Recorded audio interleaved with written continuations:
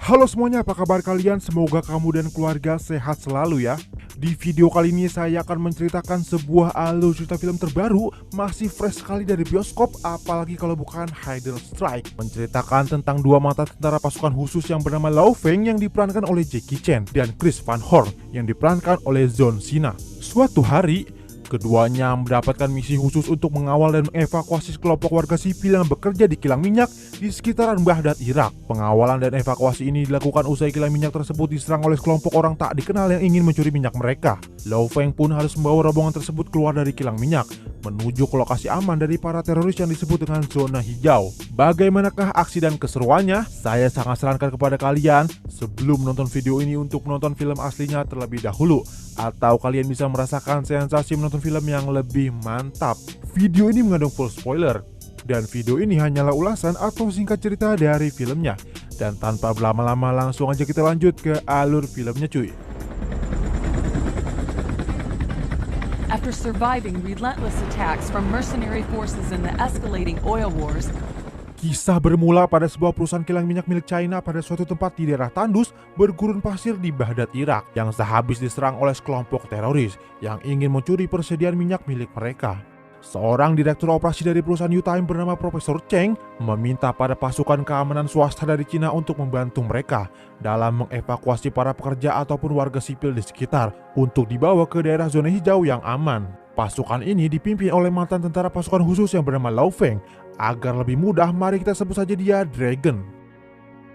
Oleh karena merasa tidak aman jika mereka harus berdiam diri saja selagi para teroris masih akan menyerang mereka sewaktu-waktu. Berikut dengan jumlah sekitar 498 orang termasuk anak-anak yang akan mereka bawa, maka dibutuhkanlah sekitar 11 bus besar untuk mengangkut mereka. Beralih pada seorang pria berbadan besar yang juga seorang mantan tentara pasukan khusus bernama Chris, didatangkan oleh sang adik yang bernama Henry bersama dengan beberapa anak buahnya. Henry datang dengan memberikannya tas penuh dengan sejumlah uang yang didapatkannya dari hasil mencuri. Entah kasus pencurian apa yang mereka lakukan sebelumnya, yang jelas Henry akan mengajak Chris dalam aksi pencurian lainnya dan mengatakan akan memberikannya upah 5 kali lebih banyak dari sebelumnya. Don't start. Yeah, well, it's a big job. No. Moving target. No. And it's for Unicorp, bro. Not interested.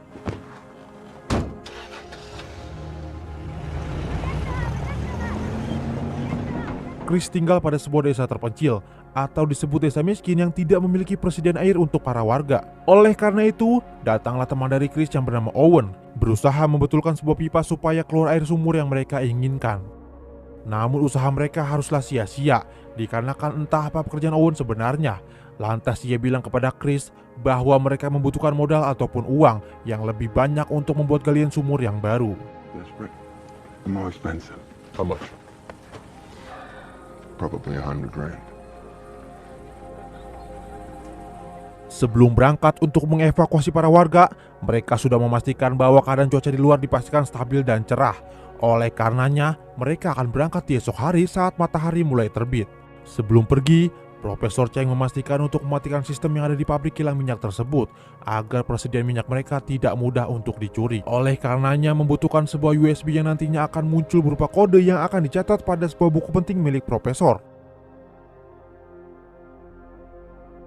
Setelah dipastikan semua sistem mati dan Profesor memberikan tas miliknya yang berisikan buku dan USB tersebut kepada sang asisten yang bernama Mei. Lalu dengan begitu mereka akan bersiap untuk pergi dengan membawa ratusan warga dengan 11 mobil bus besar.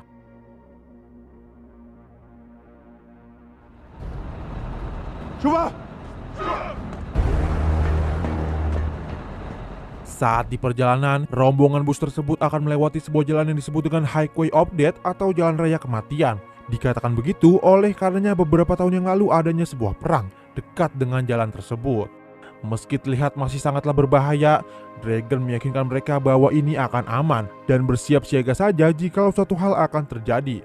Dengan perlahan mereka memasuki kawasan tersebut, yang jika diteliti lebih lanjut, bahwa masih ada beberapa jebakan yang menghadang perjalanan mereka. Entah apa yang akan terjadi dan entah siapa yang melakukan hal ini.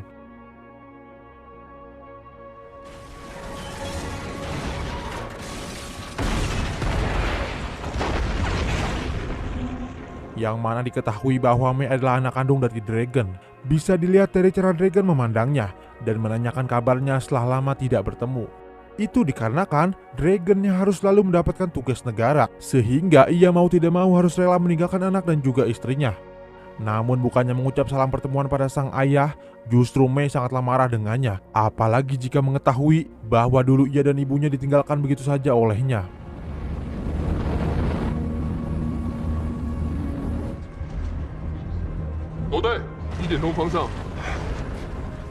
Setelah melintasi jalan, beberapa saat kemudian muncullah sebuah badai pasir yang bisa dilihat bahwa ini bukanlah badai pasir biasa. Ketika melewatinya, sistem komunikasi mereka terputus dan hilangnya sinyal. Oleh sebab itu, Mei melihat dengan samar-samar ada yang melintas dari arah kejauhan, yaitu berupa sebuah mobil begi dengan berisikan beberapa orang yang sedang merencanakan sesuatu. Jika kalian menyadari bahwa orang tersebut mengincar sebuah mobil bus berlogo X untuk mereka jarah dan menyandra beberapa orang yang ada di dalamnya. Dengan membuat peralihan para sopir bus, mereka mengincar 2 buah bus dengan mobil bernomborkan 8 dan 11 untuk dijadikan target mereka.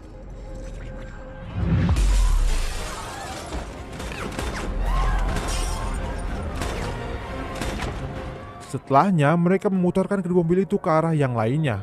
Saat sampai di ujung jalan setelah melewati badai pasir tersebut, Dragon meminta para rekan-rekannya untuk tetap melanjutkan perjalanan, sementara dirinya meminta para sang pilot helikopter untuk kembali dan mengajak Mei putrinya mencari kedua bus lainnya yang menghilang dari jalur.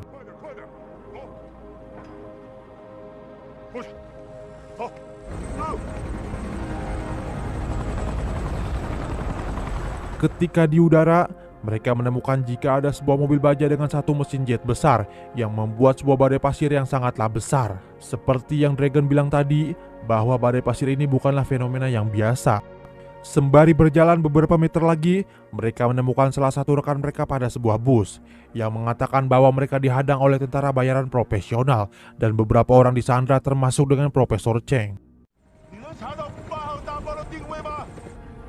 GPS 追踪不到他们。Circle around. Guna mencari tahu di mana keberadaan para sandera, Dragon meminta rekan lainnya untuk berputar arah dan mencari dari sisi lainnya. Yang mana diketahui jika aksi tersebut dilakukan oleh sekelompok pencuri yang diketuai oleh Henry dengan mengajak kakaknya yakni Chris. Yang mana Chris mau melakukan hal tersebut dikarenakan dia sangat butuh sekali uang yang banyak demi memakmurkan desa dan para warganya yang telah dianggap sebagai keluarga. Setelah begitu, helikopter menemukan di mana saat mereka melintas dan terjadilah aksi tembak-menembak lintas udara.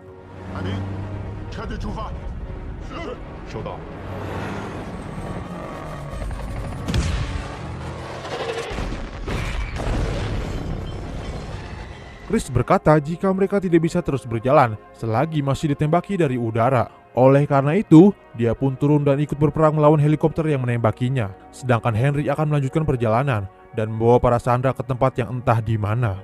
Tidaklah disangka bahwa helikopter tersebut berhasil dikalahkan oleh anak buahnya Henry yang bernama Knox. Lantas mereka bersama-sama pergi ke sebuah gedung tua yang sudah tak terpakai.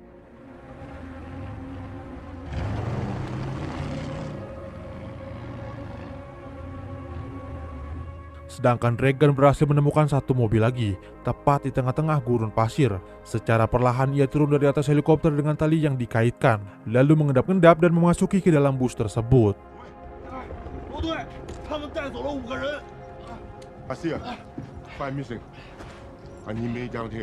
Setelah kejadian tembak-menembak dan menyerang pasukan tentara yang lain, Chris marah kepada Henry adiknya atas perintah siapa mereka bekerja dan siapa yang membayarnya. Diketahui bahwa penyerangan ini dilakukan atas perintah dari Owen. Ia berpikir bahwa inilah satu-satunya cara untuk mendapatkan uang yang banyak. Owen berkata bahwa ia hanya akan mengambil hak-hak miliknya saja. Entah atas dasar apa ia mengatakan hal tersebut dan entah dengan siapa dia bekerja. Akan tetapi Chris tidak mau tahu bagaimana selanjutnya. Setelah ini dia tidak akan ikut pekerjaan lain. Selain itu ia hanya menginginkan upahnya saja. Meski Henry sempat menahan Chris untuk melanjutkannya, namun Chris tidak mau. Yang ia inginkan hanyalah uangnya saja. Dirasa bahwa mereka tidak membutuhkan Chris, Henry bilang bahwa mereka sendiri yang akan melakukan operasi. Namun Owen yang merasa bahwa Henry bukanlah apa-apa, akhirnya ia memilih untuk menembak mati Henry dan beberapa anak buahnya, terkecuali Knox yang dirasa cukup bisa diandalkan.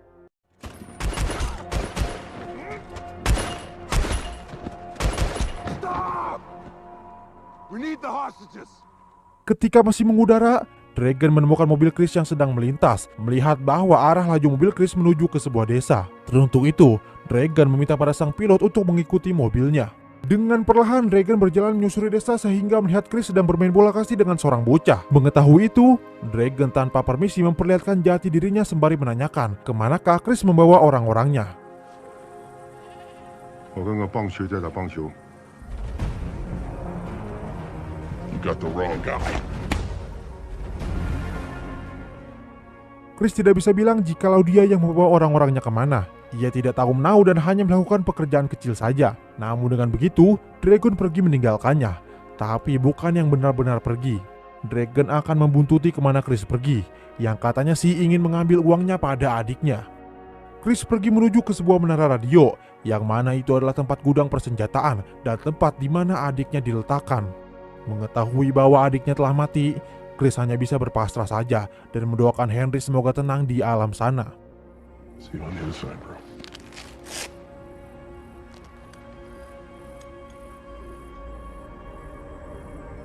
Sementara dengan Dragon yang masih mengikuti Chris sampai masuk ke dalam, ia mencurigai bahwa ada hal yang aneh di dalam sana.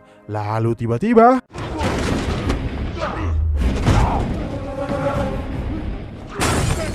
Chris muncul dan mencoba menyerangnya, sembari mengatakan apa tujuan Dragon datang ke sini dan mengapa ia selalu mengikutinya. Why are you following me? Why are you in the desert? You killed my people! They killed your people. They killed my brother too. Qu'est-ce qui se passe ici? Setelah pergelutan yang tak kunjung usai, karena mereka masih saja beradu mulut, tiba-tiba datang tentara bayaran lainnya dari Prancis. Mereka mencari kemanakah uang mereka yang dibawa oleh Henry. Namun dikarenakan Dragon dan Chris yang tidak sengaja menarik bom granat yang mereka pegang, membuat para tentara itu mundur karena tidak mau ikut meledak bersama dengan mereka.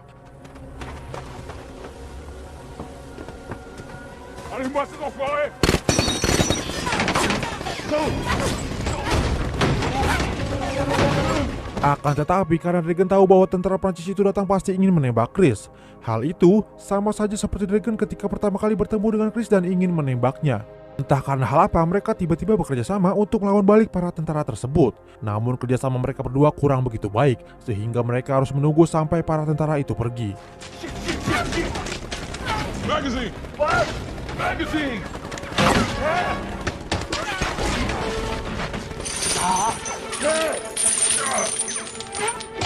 Hey! What? Forget it! Grenade! Hurry up! Grenade! I gotta find it! It's in the bin! Okay. Yeah.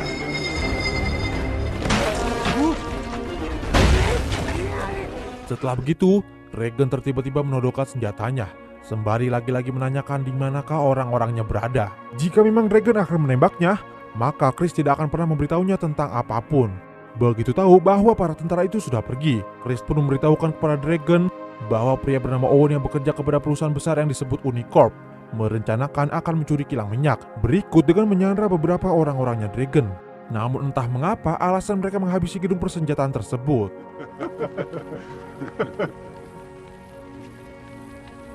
Let go. Di lain tempat pada pabrik kilang minyak sebelumnya, disitulah Owen memaksa Profesor Cheng untuk membuka mulut dan meminta memberitahukannya bagaimana cara mereka bisa membuka sandi sistem keamanan pabrik ini. Tidak bisa menjawab setelah dua orang sandera pun ikut ditembak oleh Owen. Disitulah akhirnya Profesor akan menjawab setelah mengetahui bahwa sandera lainnya adalah anaknya sendiri. Lantas akhirnya mereka memberitahukan bahwa kode dan USB yang mereka cari ada pada tas milik Profesor, yang tak tahu di mana keberadaan tas tersebut. Dengan terpaksa anak dari sang Profesor memberitahukannya bagaimana cara mereka mencari tahunya, yaitu dengan cara melacak ponsel milik sang Profesor yang juga ada pada tas tersebut. Saat sedang melamun di tengah malam, Dragon menghampiri Chris. Saat itu, Chris rupanya sedang membicarakan tentang May. Dia telah mengambil buku catatan May dan diam-diam menambahkan nomor ponselnya di halaman belakang. Oleh karena Dragon tidak ingin putrinya diganggu oleh Om-Om, ia pun mengambil buku tersebut dari Chris dan menyimpannya. She is hot. That booty. I mean, I'm no freak kind of guy. She's my daughter. Dari arah lain, mereka mendengar sebuah pergerakan, yang mana itu adalah Knox dan rekan-rekannya yang datang dan ingin mengambil tas milik Profesor. May diminta untuk mengamankan para anak-anak, sementara Dragon dan Chris merencanakan akan melawan pergerakan mereka.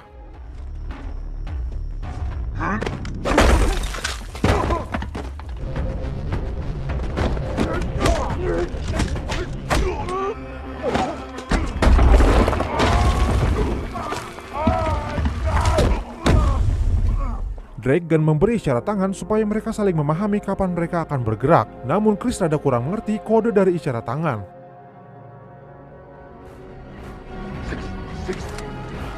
Six o'clock!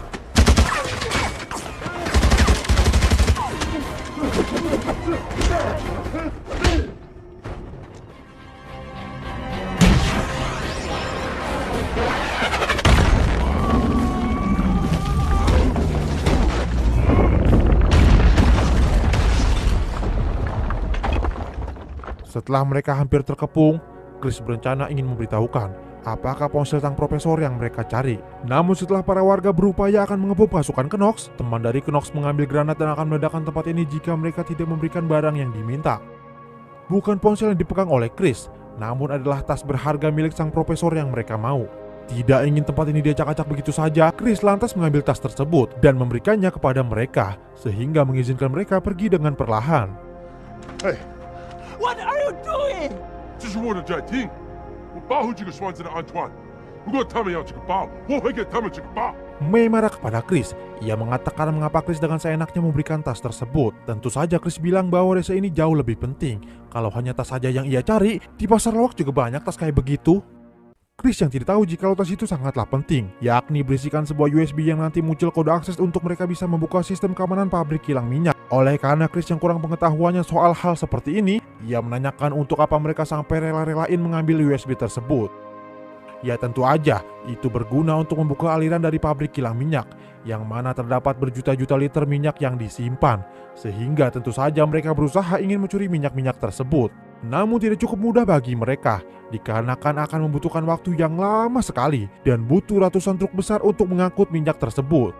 Dari situlah Chris mulai membuka pikirannya, lantas mereka ingin segera menuju ke pabrik tersebut untuk menyelamatkan Profesor Cheng, dan menggagalkan usaha pencurian minyak terbesar dalam sejarah kali ini. It's flown. Where it go?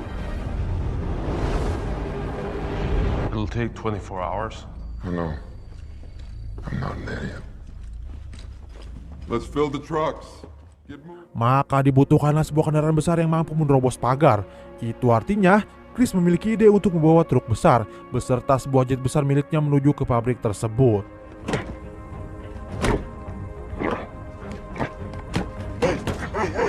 Hey! Slow. And put in the hole.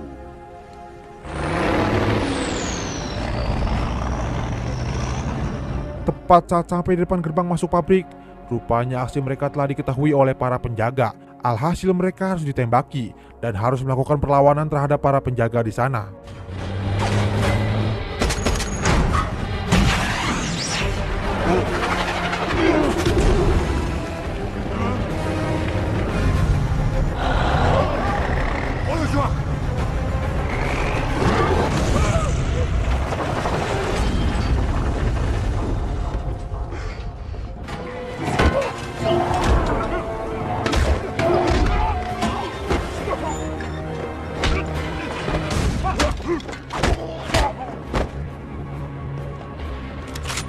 Setelah menghabisi beberapa musuh, akhirnya mereka berhasil naik ke atas berkat kerjasama tim dari mereka berdua. Namun kali ini mereka harus menghadapi Knox, yang rupanya macam Terminator yang sulit sekali untuk dilawan.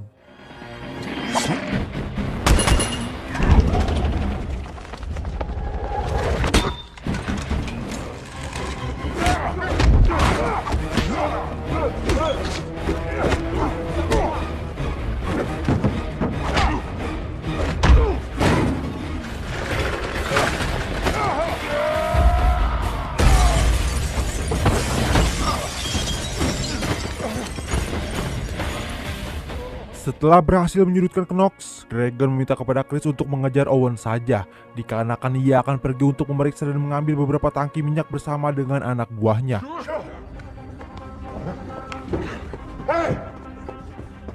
Akan tetapi, Chris yang kurang cepat dalam pelariannya tidaklah bisa mengejar mereka, yang bahkan sudah sangat jelas sekali bahwa mereka itu menaiki sebuah mobil. That settles it. More cardio starting Monday. Lantas tepat di depannya, Chris melihat mobil imut miliknya yang ia beri nama Susie, dikendarai oleh May yang ketika itu mencari-cari ayahnya. Namun tak ada waktu lagi jika harus menunggu Dragon. Oleh karena itu, Chris meminta pada May untuk mengikuti dan mengejar Owen yang sudah jauh melangkah terlebih dahulu. Dragon sendiri masih berhadapan dengan Knox, yang mana seperti yang saya bilang tadi, bahwa Knox sulit sekali untuk dikalahkan. Oleh karena itu, sebelum sang profesor ditangkap oleh Knox, Dragon memintanya untuk ia pergi terlebih dahulu dan memeriksa sistemnya apakah baik-baik saja ataupun tidak.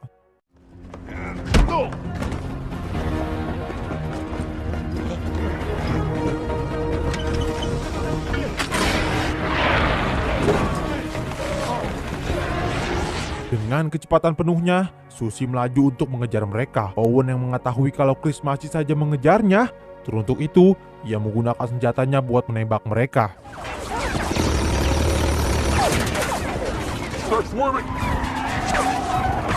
Akan tetapi Chris sudah menyiapkan senjata pribadinya, yang mana dikatakan setiap orang Amerika sudah pasti menyiapkan senjata setiap kemanapun mereka pergi. Oh, come on. We're out of bullets.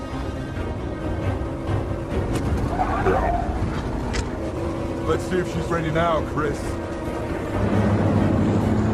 Sulit bagi Owen untuk menghabisi Chris saat itu karena peluru yang mereka miliki tersebut sama-sama habis. Lantas ia memilih jalan memutar untuk bisa mengelabuhi mereka.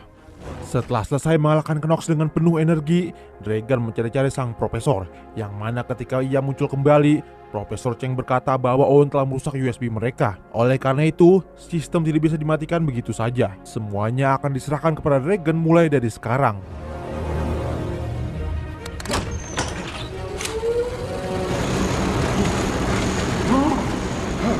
Owen melaju dengan sangat cepat sekali, sampai mereka harus meluncur dari bukit yang sangat curam. Masalahnya adalah, si mobil imut mencoba untuk melangkah juga. Namun yang terjadi adalah, si imut harus hancur berserakan oleh karena May merasa bahwa ini bakalan baik-baik saja.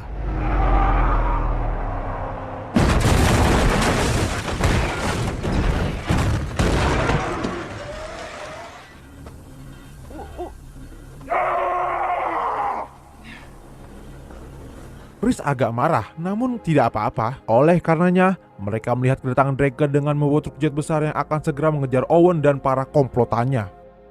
Rencananya mereka akan mengejarnya lewat jalan pintas dengan menggunakan metode isyarat tangan yang sudah tidak lagi berguna. Karena itu mereka selalu saja mendebatkan akan hal tersebut. Jelas tidak akan terburu jika mereka mengejarnya dengan kecepatan yang segitu-gitu aja.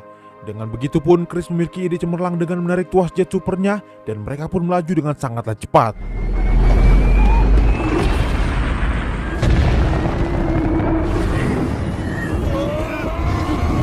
Stop the trucks! Stop the trucks now!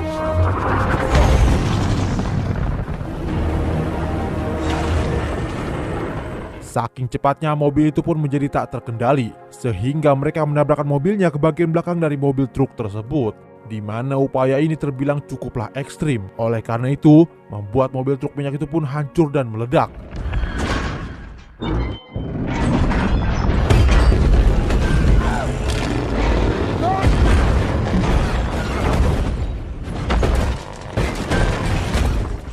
Lebih tepatnya, Owen dan rekannya terkena ledakan dan terpental. Namun yang terjadi pada Owen sendiri adalah ia masihlah kuat dan masih bisa bernafas. Entah apa yang ia pikirkan. Owen menyingkirkan rekannya dan mengambil alih kemudi untuk melanjutkan perjalanan. Dari kejadian tadi, mobil super ini mengalami kebocoran tangki air sehingga membuat ban mobil mereka pun ikut terendam. Namun Chris memiliki cara untuk segera mengatasinya, yaitu mereka akan menutup tangki yang bocor tersebut, lalu meminta pada May untuk menyalakan tombol-tombol guna membuat fitur canggih pada mobil ini untuk mengangkat ban mereka yang terendam.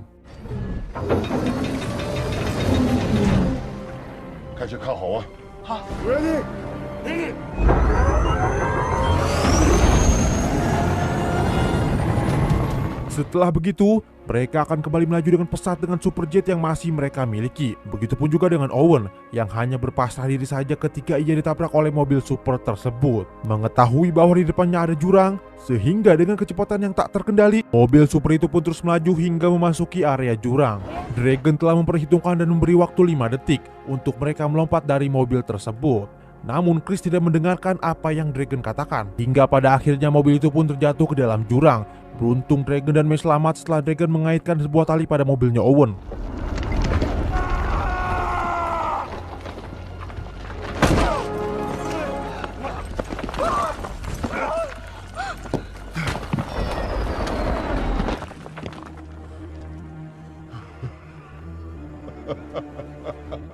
Akan tetapi, Owen yang sangat bodoh itu pun masihlah hidup dan tertawa puas karena mengira bahwa mereka itu akan mati. Maka ia berencana akan pergi dari sana. Namun dikarenakan mobilnya tersangkut kepada bebatuan, sehingga mengakibatkan gesekan antara mesin mobil dan bebatuan tersebut. Pada akhirnya, mengakibatkan mobilnya pun ikut terjatuh bersama bebatuan yang berada di pinggiran jurang tersebut. Namun satu yang Dragon lupa, tali yang tersangkut pada mobil itu masih mengikat tubuh May. Teruntuk itu, Dragon dengan segera melepaskan ikatan supaya May tidak ikut terseret ke bawah. Setelah mereka berhasil selamat, sekarang masalahnya adalah di manakah Chris berada? Tidak ada tanda-tanda keberadaannya. Apakah ia jatuh ke bawah sana ataupun tidak? Disitulah May melihat jikalau sang ayah yang bagaimana mungkin masih menyimpan buku catatannya. Dengan begitu, momen pun berubah menjadi haru. Dragon berkata bagaimanapun dan apapun keadaannya, May dan istrinya akan selalu ada di dalam hatinya. Alangkah mengejutkannya buat mereka. Tiba-tiba saja muncullah Chris dari arah bawah. Beruntung dia masih bisa selamat dari kejadian ini. Sekarang yang harus mereka pikirkan adalah bagaimana cara mereka untuk keluar dari jurang ini.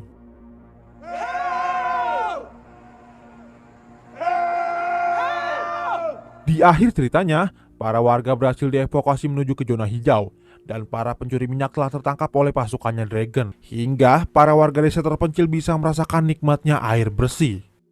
Amat ending yang 冰淇淋，我很喜欢冰淇淋，但是速度与激情就。 Mungkin segini dulu aja untuk alur ceritanya. Pesan yang dapat saya sampaikan dari film ini adalah hidup adalah 10% apa yang terjadi padamu dan 90% bagaimana kamu menanggapinya. Apa yang kita pikirkan menentukan apa yang terjadi pada kita. Jadi, jika kita ingin mengubah hidup, kita hanya perlu meregangkan pikiran saja. Itu. Sekian video dari saya, sampai jumpa lagi di video selanjutnya cuy.